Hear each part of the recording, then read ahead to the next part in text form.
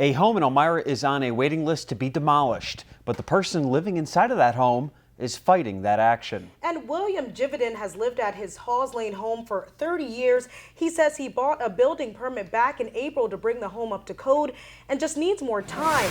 But the city says he had more than enough of it. No roof, no running water, no electricity, and now no time.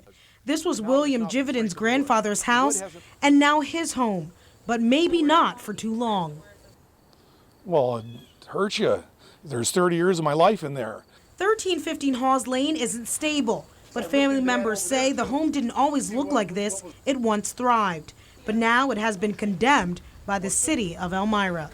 Yeah, I've been staying here all along. They told me because they condemned the house that I can't stay here. I believe that they don't have any reason or cause to dictate how I have to live. And it's not the first time, though. The home tucked away in an alley has been condemned several times over the years. What are some of the code violations? Basically, roof, unsatisfactory roof. The home is now on the city's demolition list, but with his power cut by NYSEG, William says he has no way to use his tools on the supplies.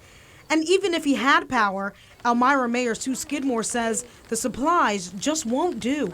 They've been tarped, but if you take a close look at them, they're not in usable condition any longer because they've been laying in the weather for so long.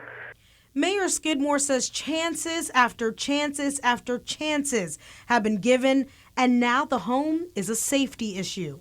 In 2011, we began to have issues, and in 2012, we put a razor repair notice on it, which means you fix it or it has to come down. We took into consideration that he was going to do this work himself. We gave him even more additional time, and during that additional time, he has been able to accomplish no work. William says he will continue to work on his home where the foundation of his life was built. So they should basically give me another year to accomplish, to prove to them that what I'm doing. And now this situation has turned into a legal matter. William is seeking a lawyer, and as to when exactly the home will be demolished, that is up in the air. This is what the city of Elmira is going to end up like, vacant.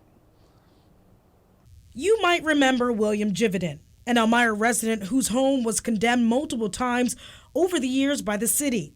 And with warning, his walls at 1315 Halls Lane came crumbling down.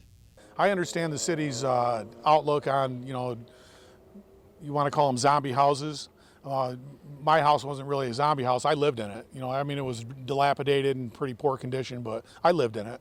It was comfortable for me. William tells WENY again he feels like he was targeted by the city and many other homes were in worse conditions.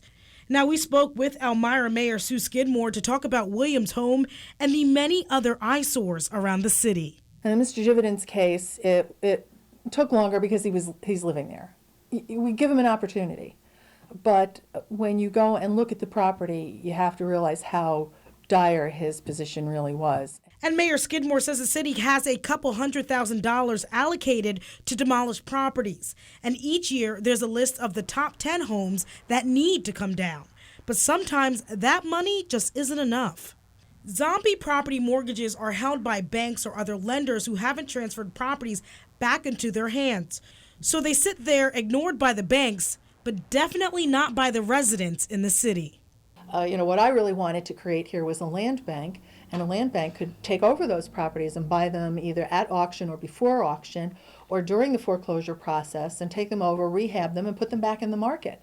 But as for William and his family, they still own their property, so they may build again. I don't want to feel soured about the idea. I really don't. I got to look forward, be positive, move on.